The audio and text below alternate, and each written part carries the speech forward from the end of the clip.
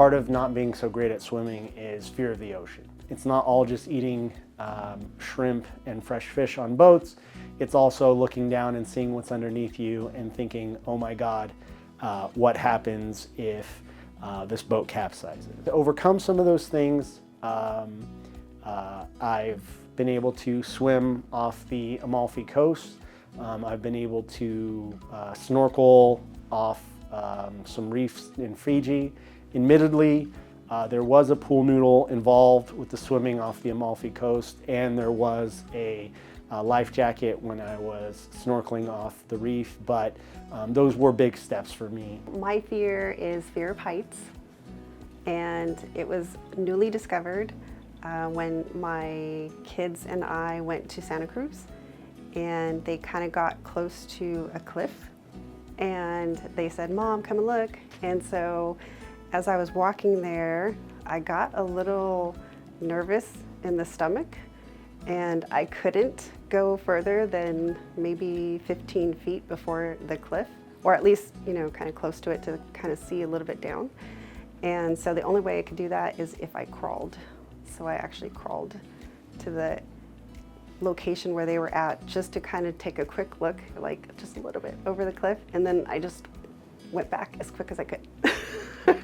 30 years ago, I took a flight to Chicago to visit my family members and had a really bad experience on the plane where the plane dropped several times, a few hundred feet, and everybody on the plane screaming, and you know, I'm already terrified of being on the plane as it is because of my fear of heights, and it just was a horrible experience that led me to never fly again since then. I've turned down a lot of trips, you know, from father-in-law. He's wanted to take us to Hawaii a couple of times, and I said no, and you know, they were surprised, but yeah, when you have a fear of heights and fear of flying, you just don't do it. My greatest fear growing up was my mom's flip-flop, which AKA the chancla, because I had a potty mouth. One day I tried to run away from her because she had the chancla in her hand all raised up, and as I tried to run towards the wall and around the corner, she threw the chancla at me and hit me in the back of the head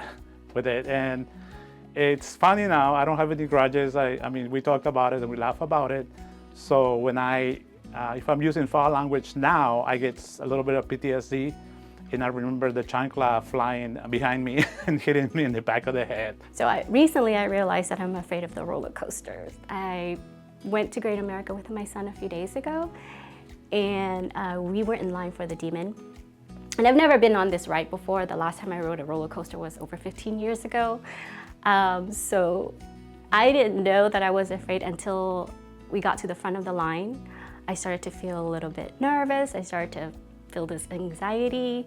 And once we got into the car and then it took off, that's when everything started to come through my mind, like all the horrible things that could happen, and I'm not gonna be able to ride another one, at least for a long time. My most recent phobia that has developed is a fear of bats, because I was on a weekend trip in the Yosemite area, and there was a bat that got into our cabin, and it flew around on the loose, and everyone seemed willing to take on the bat, but I couldn't bring myself to do it, and I ran away screaming. Since that incident, a subsequent rabies fear has developed.